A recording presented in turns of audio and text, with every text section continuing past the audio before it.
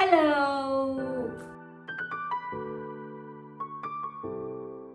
Wow, sudah lama tidak membuat video blog dan hari ini tidak pakai anting-anting karena tiba-tiba anting-anting itu lepas ketika sedang mandi.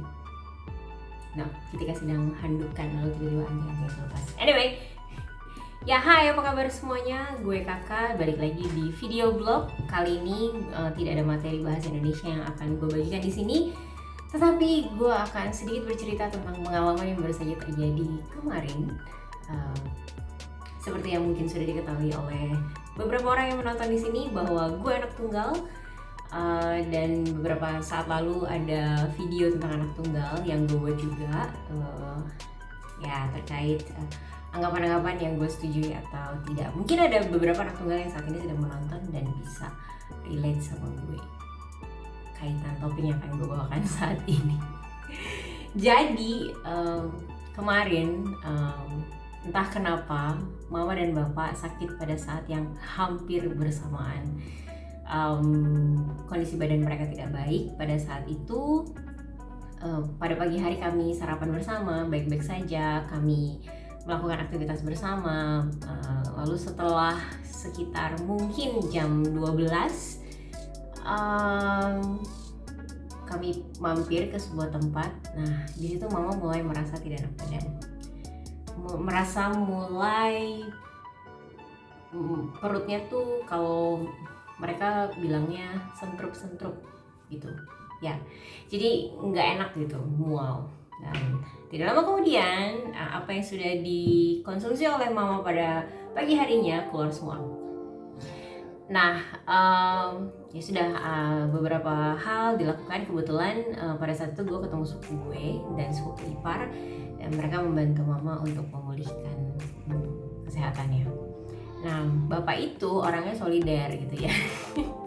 Kalau mama sakit, bapak juga merasa tidak nyaman gitu dengan kondisi badannya. Tapi memang sepertinya kemarin itu kondisi mereka berdua memang sedang lemah gitu, sedang drop. Jadi cuacanya kan sangat panas dan mereka keluar masuk ruangan yang ber-AC, dan AC-nya itu kalau buat dingin ya buat mereka mungkin biasa aja, tapi mungkin terpapar oleh dinginnya AC itu beberapa saat, kemudian kena sengatan matahari, panas banget dong ya gitu.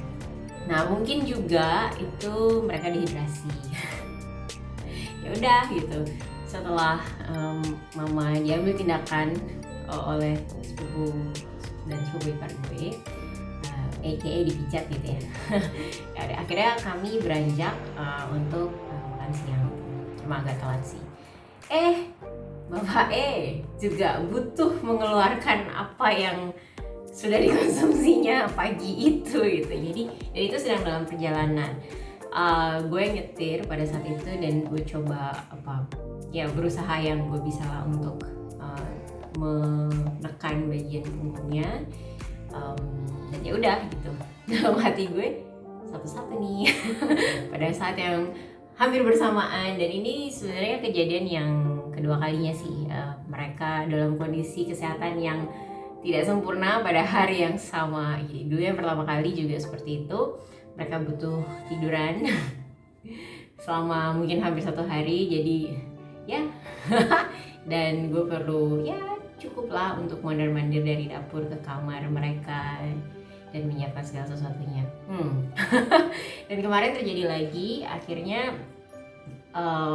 diputuskanlah coba-coba cari tempat makan, kemudian balik ke tempat gue.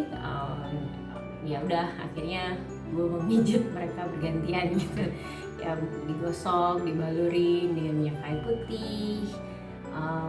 Tapi gue juga sempat istirahat gitu karena malamnya gue ada tugas gitu. Dan ya puji Tuhan, malamnya mereka menunggu sampai gue selesai bertugas. Jadi memang ada hal yang gue kerjakan sampai malam, dan gue sudah mendengar mereka sudah hahaha gitu ya, ketawa-tawa bareng, nonton YouTube gitu kan, diskusi, ngobrol, ya gitulah. Dan malam harinya ketika gue udah selesai bertugas, gue mengecek kondisi mereka dan ya puji Tuhan mereka sudah baik. So gue sebenarnya nggak menyangka, sebenarnya gue juga nggak ngerti gitu kalau misalnya gue punya kakak atau adik, mungkin akan lebih ringan kah atau enggak, gue juga nggak tahu gitu. Cuma ketika melihat dan mengalami sendiri mereka yang sakit pada waktu yang bersamaan, itu di otak gue udah langsung gue udah berpikir gue mau melakukan A, B, C, D, apa yang harus gue persiapkan.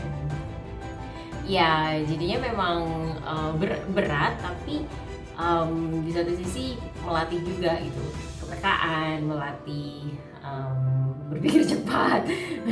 Dan ini kan berkaitan dengan nyawa ya, dengan kehidupan, dan ini orang tua sendiri gitu. Ya puji Tuhan mereka sudah baik, dan pada hari ini mereka di rumah sepertinya mereka baik-baik saja. Tadi pagi sudah bertegur sapa lewat aplikasi percakapan, dan ya mereka mengatakan mereka sudah baik. Dan bokap gue juga bilang kemarin beliau senang bisa menghabiskan waktu di tempat gue sambil nungguin gue tugas juga.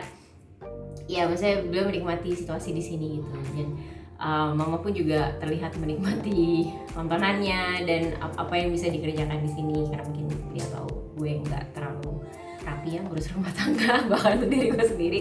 Jadi ya nyokap melakukan beberapa hal lah yang bisa beliau lakukan di sini gitu.